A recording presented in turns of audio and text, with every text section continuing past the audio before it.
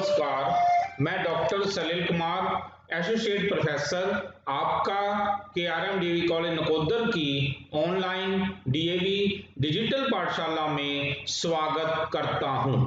हम इस वीडियो में गुरु नानक देव यूनिवर्सिटी अमृतसर के बीए पंचम सेमेस्टर के संस्कृत विषय के लिए निर्धारित पाठ्यक्रम के अनुसार भारतीय संस्कृति से संबंधित वार, मास, ऋतुएं, दिशाएं, नौ ग्रह और राशियों के सामान्य ज्ञान को प्रस्तुत कर रहे हैं।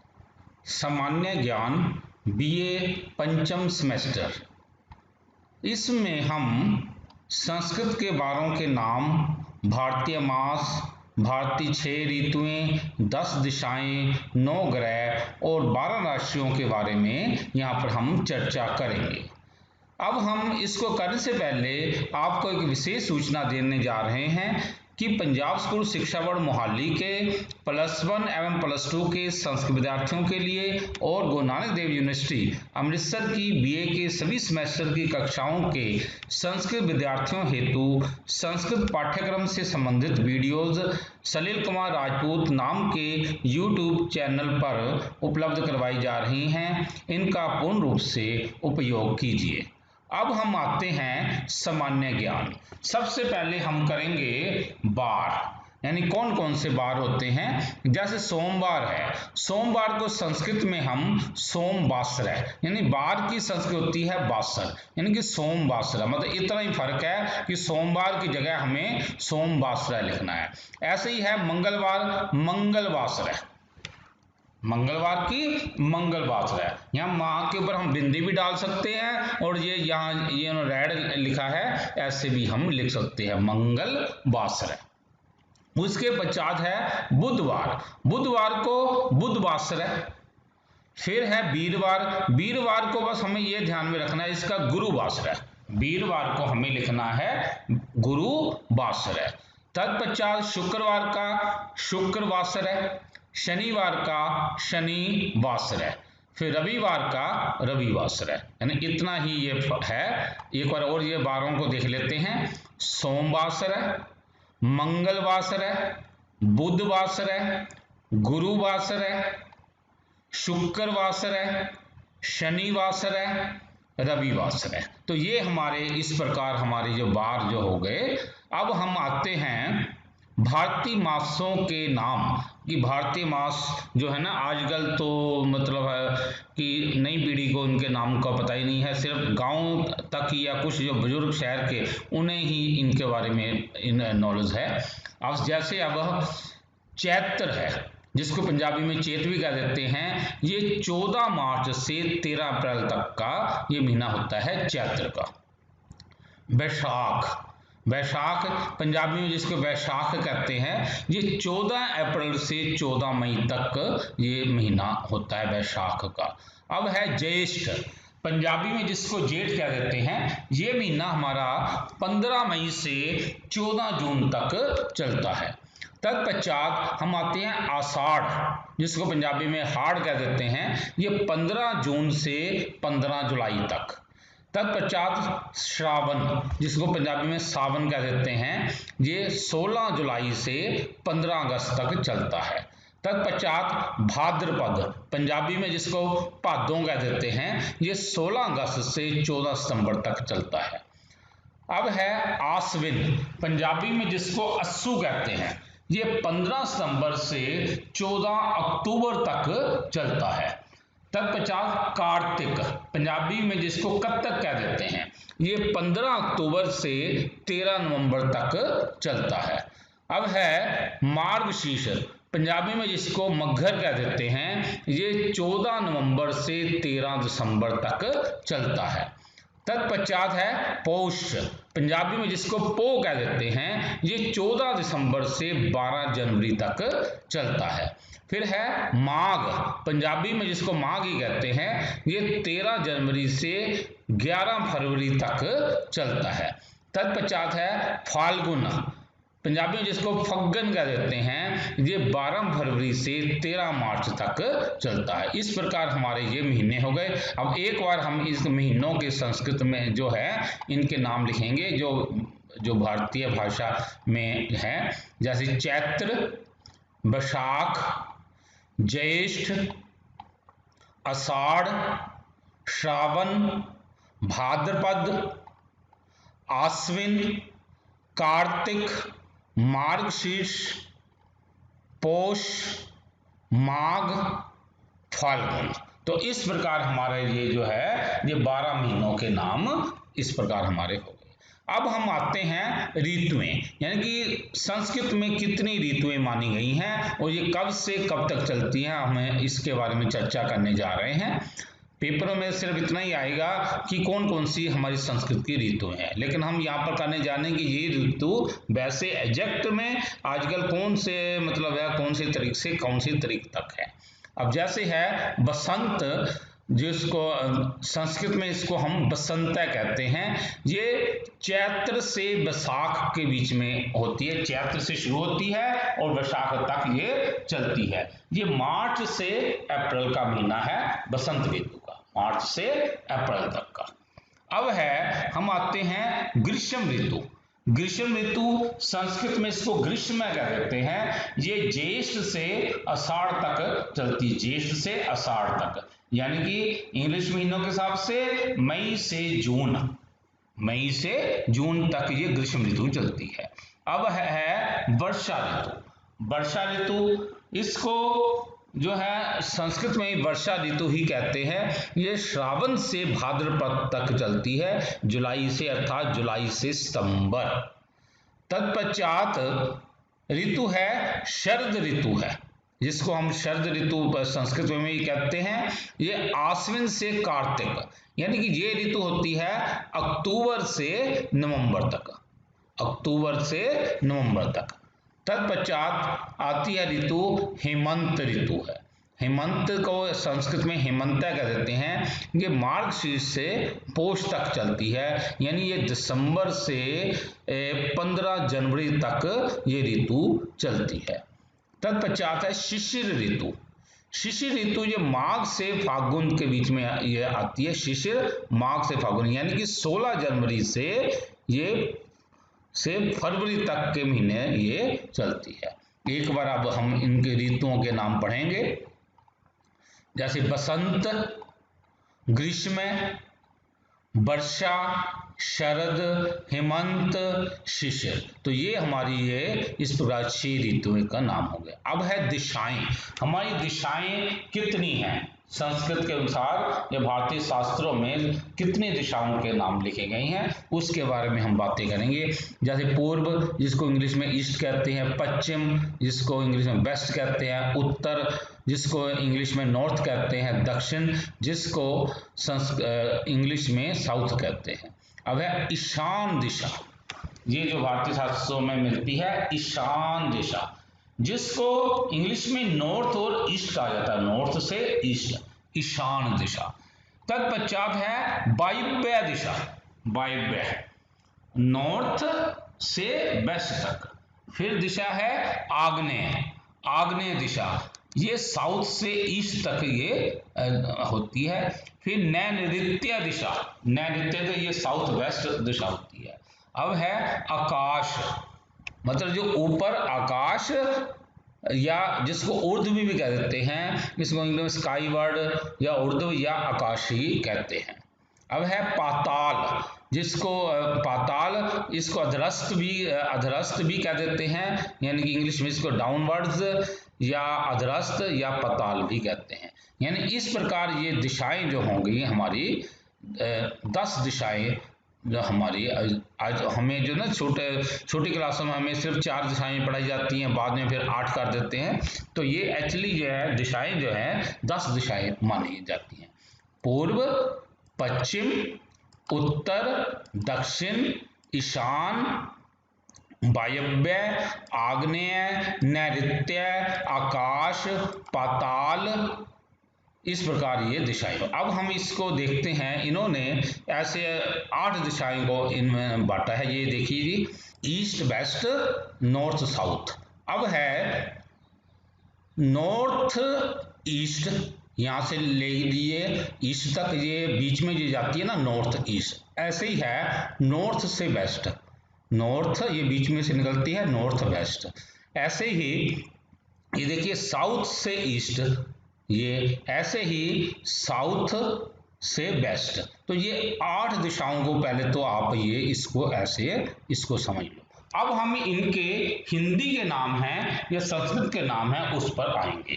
एक बार और देख लो, east west, north south, north east, north west, और ये जो है साउथ ईस्ट या साउथ वेस्ट। अब हम इसके हिंदी या संस्कृत के ऊपर आते हैं। ये देख लीजिए, पूर्व पश्चिम, पूर्व पश्चिम और उत्तर दक्षिण। अब ये देखिए, उत्तर, उत्तर से पूर्व के बीच में, उत्तर और पूर्व के बीच में ईशान्य दिशा है, और उत्तर और पश्चिम के बीच में जो दिशा जा रही है वो वायव्य दिशा है। फिर है दक्षिण से पूर्व के बीच में जो दिशा जा रही है आग्नेय दिशा है, और दक्षिण से पश्चिम के बीच में जो दिशा जा रही है वो नैऋत्य दिशा जा रही है। इस प्रकार ये हमारी 8 दिशाएं हो गई। इसके अलावा 2 दिशाएं और बची, एक है आकाश, एक है पाताल, यानी जिसके बारे में हमने पहले चर्चा की थी, यानी यह है आकाश और पाताल। यानी एक बार और इनका ये देख लीजिए, पूर्व पश्चिम उत्तर दक्षिण ईशान वायव्य आग्नेय नैऋत्य आकाश और पाताल। यानी इस प्रकार हमारी जो है ये 10 दिशाएं का ये के बारे में ये बातें हो गई हैं। अब हम ग्रहों के नाम पर आते हैं। बुध ग्रह, जिसको इंग्लिश में मरकरी भी कह देते हैं, ये देखिए ऐसे रंग का होता है, ये मरकरी ग्रह या बुध ग्रह। फिर है ग्रह का नाम है शुक्र, जिसको इंग्लिश में वीनस भी कह देते हैं, यानी इसकी ये इसकी शक्ल ये होती है। तत्पश्चात है पृथ्वी ग्रह, पृथ्वी ग्रह को जिसको अर्थ कहते हैं, ये ऐसा ये ग्रह होता है। तत्पश्चात है मंगल ग्रह, मंगल ग्रह ये देखिए सबसे ज्यादा चमकने वाला ग्रह है, मार्स, मार्स जिसको कह देते हैं, ये वाला ये ग्रह है। तत्पश्चात है बृहस्पति ग्रह, जुपिटर, ये देखिए ये ऐसे रंग का ये होता है बृहस्पति जुपिटर। फिर है शनि ग्रह, ये देखिए शनि, ये ऐसा ग्रह होता है शनि ग्रह। फिर है अरुण ग्रह, जिसको यूरेनस भी कहा जाता है। फिर है वरुण ग्रह, जिसको नेपच्यून भी कहा जाता है, ये है वरुण ग्रह। तत्पश्चात ग्रह का नाम है यम, जिसको प्लेटो कहा जाता है। यानी इस प्रकार ये हमारे 9 ग्रह हो गए। अब हम एक बार और इन ग्रहों के नाम पढ़ेंगे, यानी कि शुरुआत से, यानी कौन कौन से ग्रह हैं हमारे।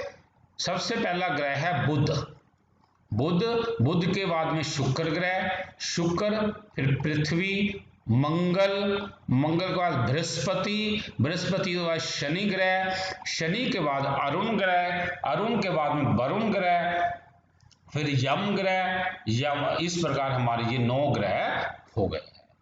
तत्पश्चात अब हम आते हैं राशियां, यानी कौन कौन सी राशियां होती हैं। ये देखिए राशियां, ये है अब मेष, वृषभ, मिथुन, कर्क, सिंह, कन्या, तुला, वृश्चिक, धनु, मकर, कुंभ और मीन। इस प्रकार ये 12 राशियां होती हैं। इनका ये देख लीजिए, इंग्लिश में ये ऐसे ये बनाई हुई है, इनके ऐसे ही इनकी ये शक्लें हैं। ये हो गई।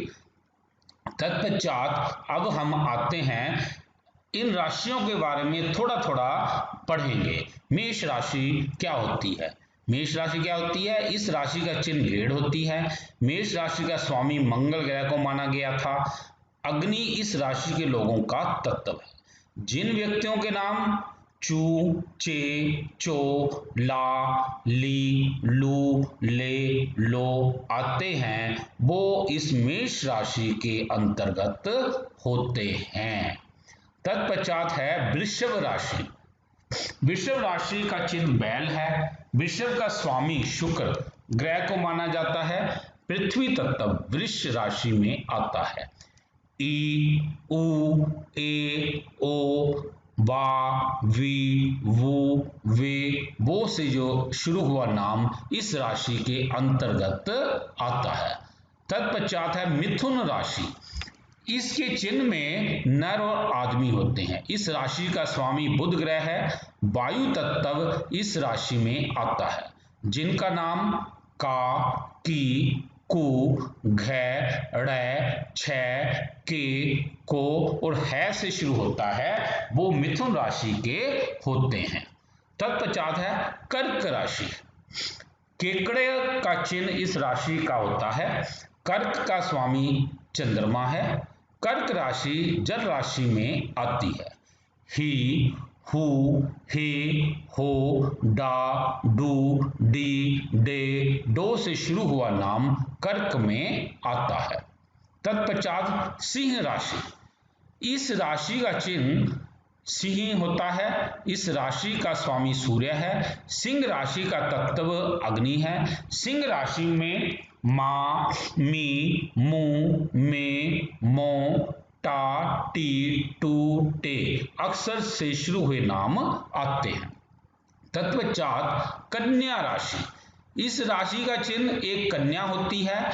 इसका स्वामी भी बुध है। पृथ्वी तत्व इस राशि में आता है।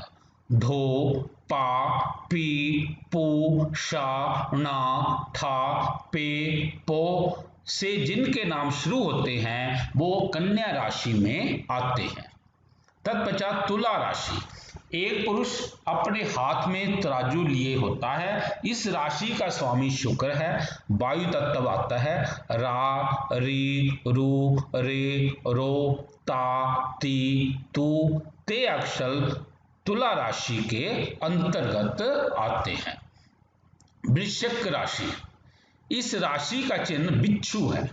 वृश्चिक राशि का स्वामी भी मंगल ग्रह है। यह जल राशि कहलाती है। इस राशि में तो, ना, नी, नु, ने, नो, या, यी, यू अक्षर आते हैं। तत्पश्चात हम आते हैं धनु राशि। धनु राशि के चिन्ह में पुरुष के हाथ में एक धनुष होता है। धनु राशि का स्वामी गुरु अर्थात बृहस्पति है। अग्नि तत्व इस राशि में आता है। ये, यो, भा, भी, भू, धा, फा, ढा, भे अक्षर से शुरू होने वाले लोग इस धनु राशि में आते हैं। आगे है मकर राशि। हिरण का मुख इस राशि का चिन्ह है। मकर का स्वामी शनि ग्रह है। इस राशि का तत्व पृथ्वी है। इस राशि के अक्षर भो, जा, जी, खी, खू, खे, खो, गा, गी हैं। तत्पश्चात कुंभ राशि। इस चिन्ह में एक पुरुष के कंधे पर एक कलश होता है। इस राशि का स्वामी भी शनि है। कुंभ राशि में वायु तत्व निहित है। कुंभ राशि में गु, गे, गो, सा, सी, सु, से, सो, दा अक्षर आते हैं। तत्पश्चात हम आते हैं मीन राशि। इस राशि के चिन्ह में दो मछलियां होती हैं। मीन राशि का स्वामी बृहस्पति है। इसको जल राशि भी कहते हैं। दी, दो, थ, ग, त्रै, दे, दो, चा, ची अक्षर से शुरू होने वाले नाम के लोग मीन राशि के अंतर्गत होते हैं। राशियों की जानकारी। ज्योतिष के मुताबिक ये राशियां तभी प्रभावी होती हैं जब किसी व्यक्ति का नाम ग्रह नक्षत्र देखकर रखा जाता है। राशि के अनुसार व्यक्ति का चरित्र और स्वभाव भी मालूम होता है। एक बार और हम इन राशियों के नाम को करने जा रहे हैं। जैसे मेष राशि। मेष के बाद वृषभ राशि।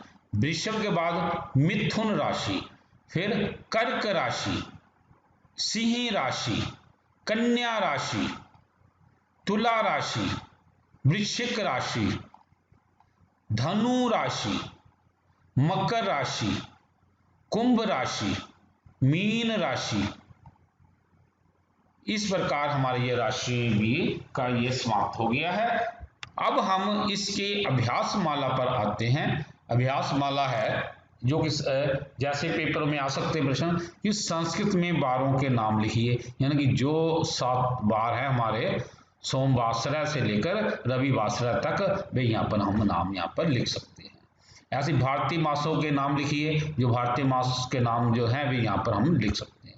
6 ऋतुओं की, जो हमने 6 ऋतुएं पढ़ी हैं उनके नाम, 10 दिशाओं के नाम यहाँ पर हमने ऐसे लिख देने हैं, 9 ग्रहों के नाम, ऐसे ही 12 राशियों के नाम। तो इस प्रकार हमारा ये जो था वो पूरा ये समाप्त हो गया।